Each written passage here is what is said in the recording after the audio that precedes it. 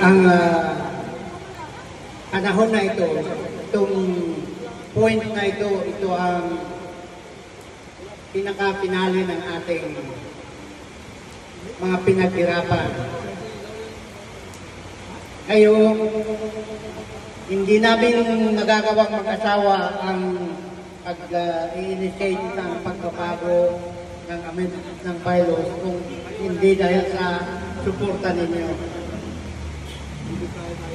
Kaya ako ay labis na nagpapasalamat sa suporta lalo na ng mga officers ngayon na elected at sa mga members ng ILICOM. At gaya ng sinabi ko noon,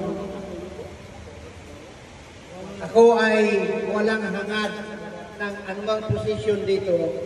Ang hangad ko lang ay mapabuti ang Pinewood Village. Nasabi ko na rin na sana ang aking may bahay ay hindi na sumali sa Board of Directors. Kaya lang inihingi ng pagkakataon, kaya pinayagan ko na lang na mapasama siya. Anyway, hindi rito nagtatapos ang ating mga gawain. Ito pa lang ang umpisa ng mahabang sakripisyo. Minsan may mga isinasakripisyo tayo na mga trabaho, alang-alang sa organisasyon, sa asosasyon ng Pinewood Village. At asahan ninyo na nandyan pa rin ako na nakasubaybay at